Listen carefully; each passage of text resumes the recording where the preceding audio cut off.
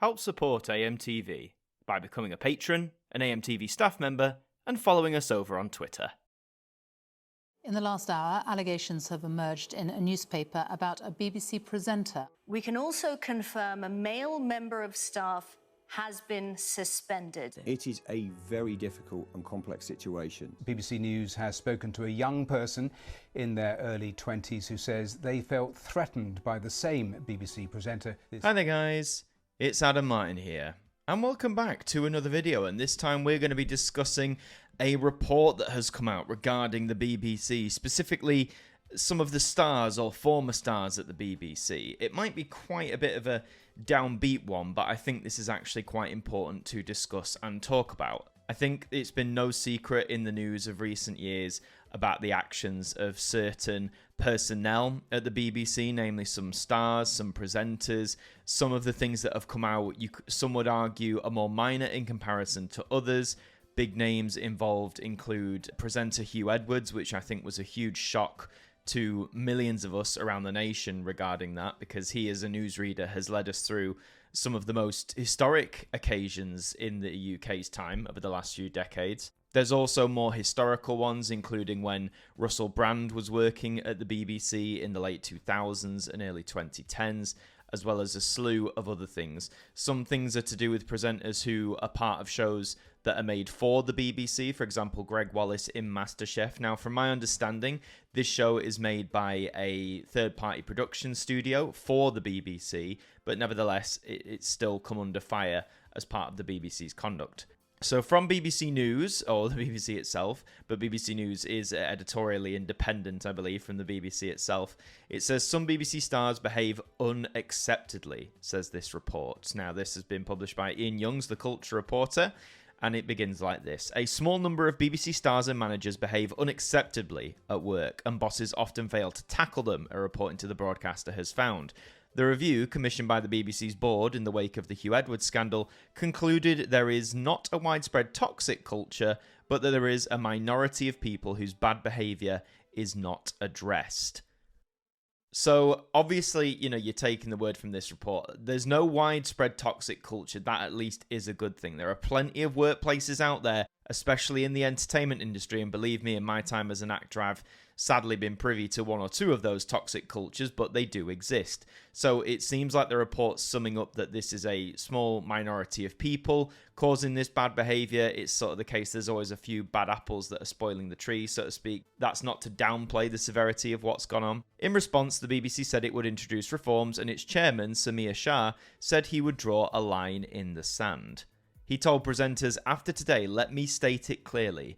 If you think you're too big a star or too important to live by the values of this organisation, not only are you wrong, but we will find you out. Shah, who is the chairman of the BBC board, said that the report highlighted some deep-seated issues and that people who abuse power or punch down or behave badly have no place at the corporation. Those people make life not just difficult, but at times unbearable for colleagues, he said. Now, I think it's no secret that particularly back in the day, in like the 60s, 70s, 80s, when you look back or listen in some instances of how BBC shows were made, you could argue that that environment was a lot more toxic than maybe it is now. Individuals who had power could sort of swing their weight around a bit more and get the results they wanted without facing accountability. I can never remember his name, but there's a name that often comes up, a guy who... There's footage of him literally screaming, swearing down the cans to people on the floor. And stand by on the roller. Stop the roller! Get the roller back! Get the roller back! Bloody idiot!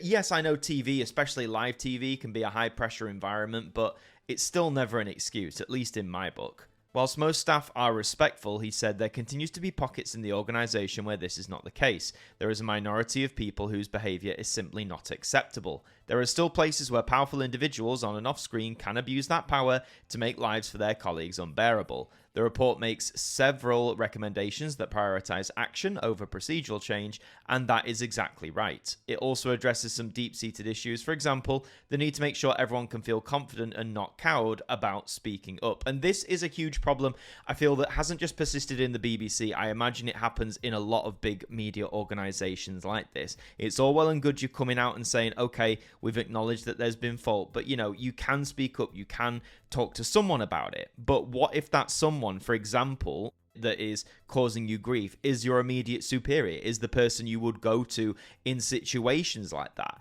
Is it going to be a situation where even if you report the complaint somewhere, is the person you're complaining about going to find out? Is that going to make your life even worse? It's moments like that that make people sort of cow up. I think generally over time, people speaking out, in a general sense about their experiences has increased, and I think that's a good thing.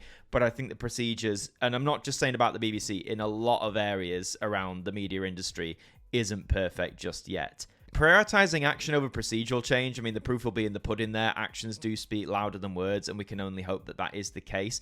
The wording around the chairman of the board here, sort of, saying there are pockets in the organisation where behaviour is not acceptable, where, the living up to the values isn't the case.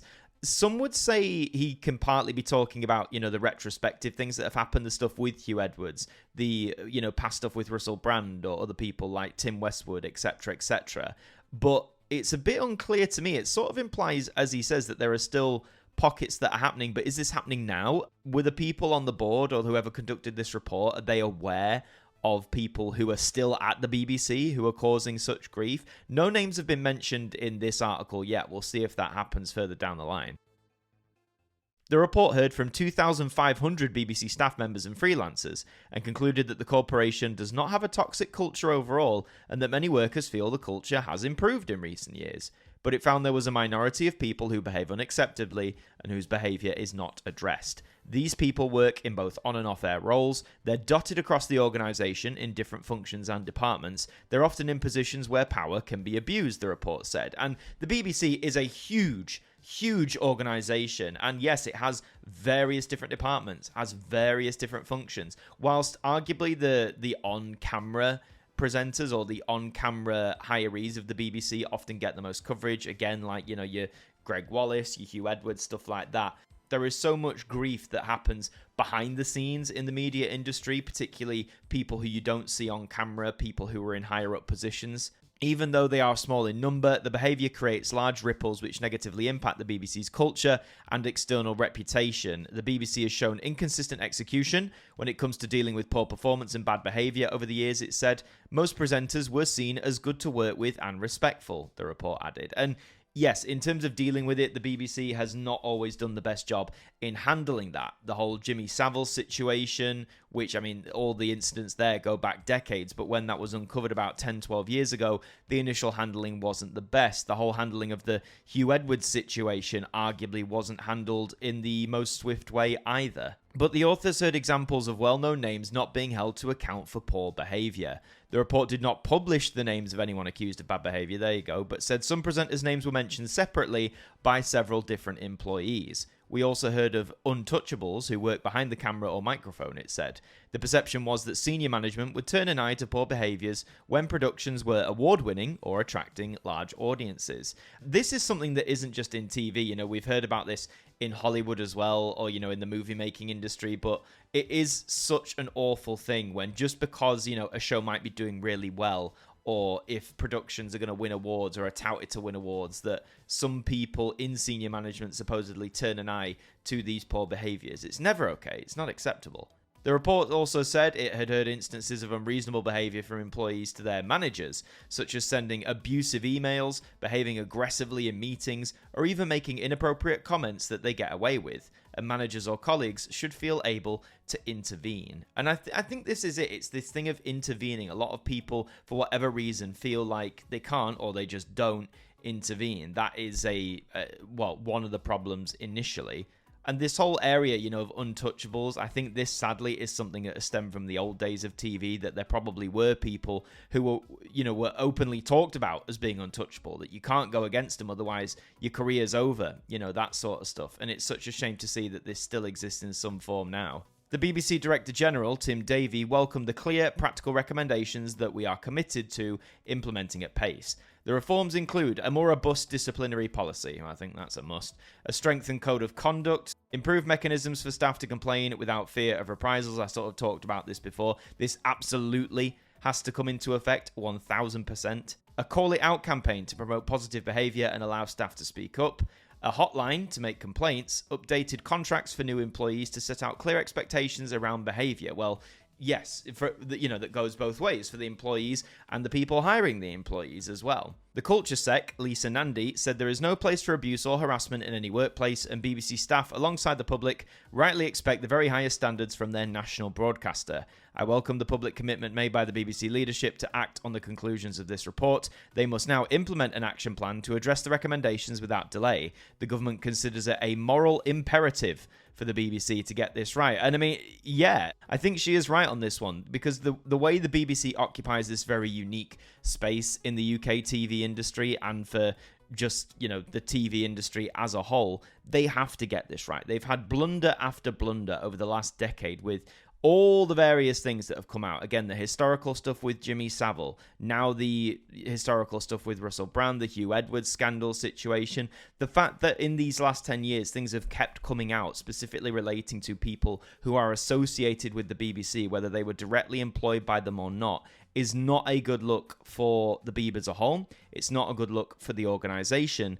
And it has really dented trust in the BBC, at least here at home. I think that's completely fair to say. It has damaged trust. So the more that this happens, now that this report's come out and it has outlined these failures once again, if the BBC doesn't handle this in the right way, if they don't take action as soon as they can, if they don't really enforce these reforms, if we come back in another year and more claims of, unacceptable behaviour has surfaced, then, I mean, the Beeb would really be in trouble there. The broadcasting union, BEC2, said the commitment to draw a line in the sand must not be an empty promise. However, many employees have a degree of cynicism about the ability of BBC leaders and managers to enact the necessary change, the report said. I mean, again, when we've had the past failings, I know I keep saying it, but with all the Jimmy Savile stuff, all of that, when that happened, as any organisation would, they said at the time, things are going to change, this won't happen again. And you could argue, to the degree that it happened with Jimmy Savile, it hasn't happened to that level, but the fact is some pretty heinous things have still, some deplorable things have clearly taken place within the BBC in terms of, employee conduct, no matter how high up the star ladder they are. So, yes, I can understand the cynicism that some of these employees have, but as they keep saying, you can only hope that this isn't empty words and things are actually going to change. The corporation announced this review in the wake of revelations about Edwards, this is Hugh Edwards, formerly its most senior news presenter, who committed offences involving child abuse images, and that was pretty serious stuff. Separately, some BBC staff members had accused Edwards of sending them flirtatious and pushy private messages, and one said he was treated like this god of news, who was allowed to feel like he could get away with anything, and that is precisely the problem. Before all this came out, Hugh Edwards was treated pretty positively by the public and by the BBC. Like it does say, he was the most senior news presenter. He was seen as someone you could trust. He almost felt like a friend because of his frequency and how long he'd been on the TV. As all the best newscasters are, they feel like they're with you there in your home having a one-to-one conversation. But clearly, whether this was just influence from his own outlook of himself or the issues he was dealing with at the time, it led to what was said here, badgering other employees with flirtatious, pushy messages, all the other stuff that happened with it as well, that feeling like he could get away with anything. And then, of course, he didn't in the end, which was absolutely right that he got called out for it. But the fact it even got to this in the first place, a huge failure on the BBC's part, you could argue. The new report comes 12 years after a previous review, this is what I mean, carried out in the wake of the Jimmy Savile scandal, which suggested there was a strong undercurrent of fear at the BBC when addressing issues of bullying. That report found some bad behaviour appeared to go unchallenged by senior managers, with certain individuals seen as being untouchable due to their perceived value at the BBC. This is exactly what I said earlier. This report, the Jimmy Savile report, came out 12 years ago, back in 2013. And a lot of those things, this strong undercurrent of fear, issues regarding bullying, people being untouchable, people can't go after certain people, they can't call them out on their behaviour. This was 12 years ago this was published. And it just makes it all the more disappointing that 12 years later, we're getting another report, which maybe isn't to the same extent. Again, it's saying there's not this strong undercurrent of fear. It's saying there's not this widespread toxic culture. It's now more the minority. So you could say, oh, well, this review's an improvement on 12 years ago. But my point is this review shouldn't have happened at all The whole Hugh Edwards thing should have not folded out in the way that it did. It should have been dealt with a lot sooner in a lot more robust manner. So it's just very disappointing that even though some of the things in the initial review in 2013 aren't there now, so there has been some improvement, that some of these things, particularly the whole untouchables thing regarding certain presenters, is still around. It's very disappointing. The past year has seen a string of allegations about BBC presenters and questions raised about how the corporation has dealt with them. In January, the BBC apologised to staff who felt they could not speak up with concerns about Russell Brand's behaviour because he was seen as too influential and they felt he would always get his way and therefore they stayed silent. Then in February, the BBC board apologised over missed opportunities to tackle bullying and misogynistic behaviour by former Radio 1 DJ Tim Westwood. Okay, so those are two examples, and I've mentioned them briefly already in this video so far.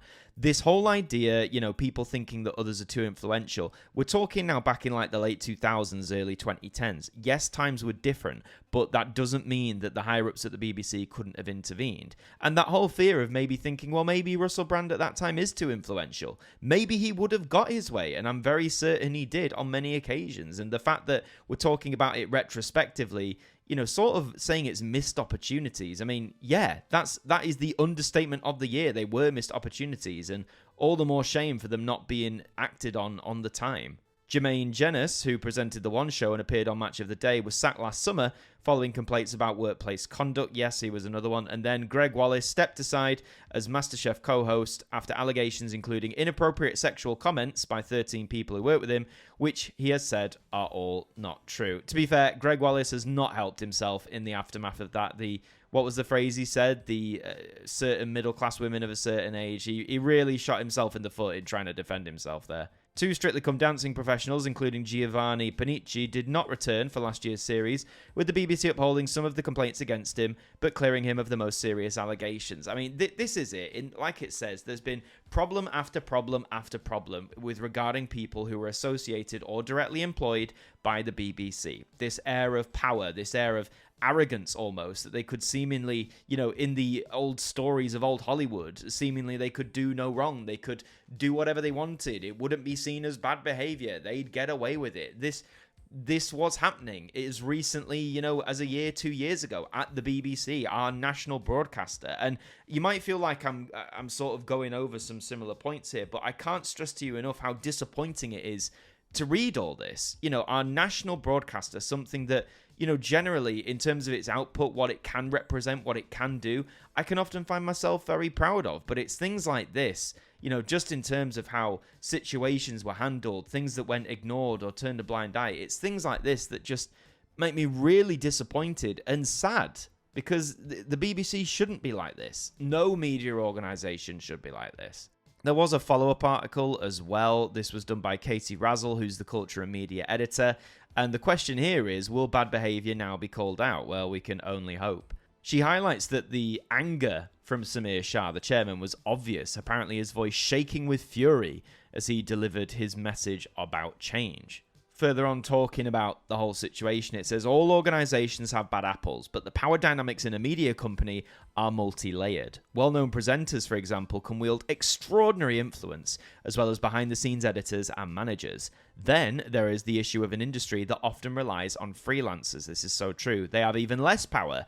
30% of freelancers told the report they had seen inappropriate behaviour at the BBC. Less than half said they would feel safe speaking up. That is sobering, and that is heartbreaking, because as a freelancer myself, as a freelance performer, yes, I have been in jobs, not at the BBC, full disclosure, but I've worked in various jobs in theatre and a whole variety of mediums where feeling like speaking up to something that you're witnessing that feels wrong or inappropriate or uncomfortable can feel incredibly difficult, particularly when you're first starting out, when you're younger. You feel that if you speak out, if you complain, if you call something out, that the people you're working for have the power just to sack you off, and then you're without a job, you're without money, and that's terrifying. It really is terrifying, and especially since, you know, some of the procedures in place for freelancers aren't the same as if you're a full employee of somewhere. You know, you have HR and stuff like that. So the fact that now in 2025, as it says, less than half of the freelancers they spoke with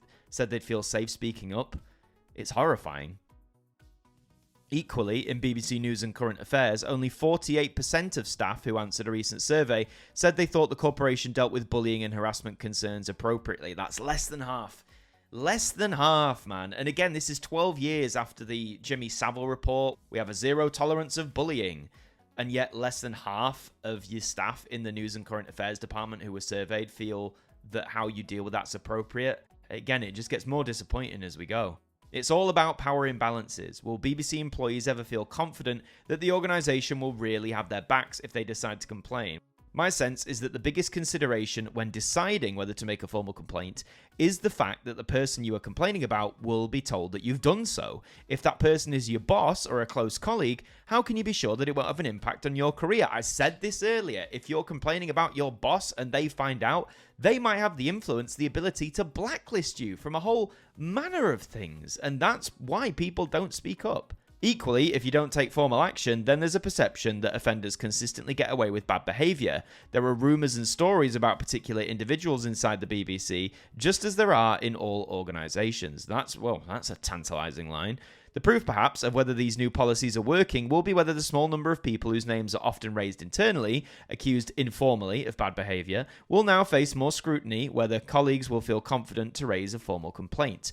The report makes clear the majority of people enjoy working at the BBC and there's not a toxic culture, but it also talks of some names repeated several times as people who are not being held to account for poor behaviour. So all of this implies to me that there are people currently now who are still working at the BBC who are being reported in some form or another, formally or informally, for supposed unacceptable behaviour. If that is the case, if I'm reading this right, and if that is true, then action must be taken. This would be the first step. If the anger of the board is as clear, if Tim Davies standing by his words saying that he has the back of all employees regardless of like the level that they're at, then these names, these repeated names that supposedly are getting bandied about, that needs to be followed up immediately. Because if those people feel like that nothing has changed, then they will just carry on the behaviour. Because what reason would they have to change it if nothing's going to change? Who are those people, and is any action being taken in light of this review? Exactly what I'm asking. The report doesn't name names, either complainants or those accused. I don't know why that is. I don't know if that's more of like a legality thing, like putting names out on blast if there's not supposedly substantial evidence. I'm not a lawyer. I don't deal in legal stuff. That is just a guess. I'm guessing it's to do with a legal thing. But the fact that the report itself, and now this article here, implies that there are people there who are being called out, that is intriguing. It makes me wonder if we're going to hear any more names sort of pop up in the news regarding this in the coming months. A BBC source told me the corporation will always act, if necessary, on any information it becomes aware of. But in pockets of the BBC, there is real anger that bullying by individuals is an open secret. And there's a belief that complainants aren't protected. Shah and Davey are promising that will change. It takes time to change cultures. While some behaviour is always unacceptable, i.e. sexual harassment or physical assault, for example, the report also talks about grey areas, including colleagues being tetchy or rude, ridiculing ideas, or using aggressive language. The plan is to nip these in the bud. And again, it's a big statement. It does take time to shift cultures, and you've just got to hope the people at the top, the chairman of the board, Tim Davey, Director General, are going to stick by this word and it's not going to become lax, as it seemingly has done yet again over the past 12 years. Sometimes this kind of behaviour has been blamed on working in a high-pressure environment, like a newsroom, where short-term emotions can run high, but that's not an excuse, said the Director General. And the article ends rather poignantly with this. Perhaps the evidence of real culture change will be if this is the last report the BBC ever does about workplace culture. And do you know what? We can only hope that it is. Like I've said before, I mean, you know full well from the videos I've done here, I'm generally a fan of the BBC. I'm proud of it, what it means to the UK, what it means to the broadcast industry, not just here, but around the world. Its legacy, for the most part, I am proud of and I am a fan of. But it's not perfect. I've always stressed it's not perfect. And things like this, the fact that once again we have a report that is in the same sort of area as the Jimmy Saville stuff in terms of how big and impactful this is. The Jimmy Saville thing, that should have been it. After that report, we should have never got to a situation where a similar report, even if it's different in the extremities, we should have never got to a situation where a report like this was commissioned again. And yet we have. Numerous things could have been done differently, and I know I'm saying that with hindsight, but it's a fact. Lots of things could have been done differently to call out this behaviour, to nip it in the bud, to take accountability on behalf of these people who are causing these problems. And again, supposedly there are still people there now who are causing problems. Who are they? We don't know. I guess if you work at the BBC, you might have heard, these rumours, these names being spilled around. But if there are truly people there now who are coming up in complaint form, then the action has to be taken now. It can't wait. It can't be delayed for 6 months. It can't wait for things to pass. We got to wait for this. We got to wait for that. The action has to be taken now. We can only hope, again, it's just words at this point, but we can only hope they are followed up, because God forbid if in a few years, in 10 years, whatever, God forbid if the BBC finds itself in this similar position again, because if it does, then we could be in really uncharted waters then, and it gives any detractor of the Beeb more ammunition to fire against it. My apologies if it came across as ranty or downbeat in any way, but like I said, I think this is really important to talk about, regardless if I'm a fan or admirer of the BBC, whatever you want to call it. Calling out their mistakes, just as they're now promising to call out bad behaviour going forward, I think is really important. This is our national public service broadcaster. We should have trust in it. We should have faith in it. And that faith and trust, at least here in the UK at home, you could argue, is at an all-time low. There's other factors that play into that, of course, but moments like this, the behaviour of presenters like Jimmy Saville in the past, Hugh Edwards, Russell Brand, all of them does not help. And this whole culture of untouchable stuff needs to disappear right now. If any other big presenter comes out and it turns out they were either protected or shielded in any way by the BBC, that will be a true disgrace. But thank you for watching this video. Let me know your thoughts on this in the comments down below. Do you think that the BBC is going to try and stick to its word, that things are really going to change? Do you think we're going to have another report in a few years' time? Let me know all your thoughts in the comments down below. Subscribe to the channel as well if you're new. We'd love to have you aboard. Hopefully I won't have to make a video like this in the near future, because I don't like decrying the UK media industry as a whole, regardless of what broadcaster it is. So hopefully I won't be here making a similar video about the BBC again in the future. But that's all for now. I've been Adam Martyn from AMTV. Thank you for watching, and I'll see you next time. Thank you to our patrons for helping to support the show, and a special thank you to Macra, Sean Knock, Dord Khan, Liam Domain, AJ Mac 200017, Deck, Jen, Traffy, Tim Ripley, Mr. Eurovision 1986, Marnanel Thurman, 40-something Manchild, Jerry Ralph, John McLeod, James Wallace, Ben, Stephen Oliver, Tegan, Shadowfiend 180X, Swan Bronson, Adam Gamer, Fonzie Daz, Seraphic Euphoria, Real Random, Matthew Elif, Pigeon's House, and Shah H, our AMTV staff members.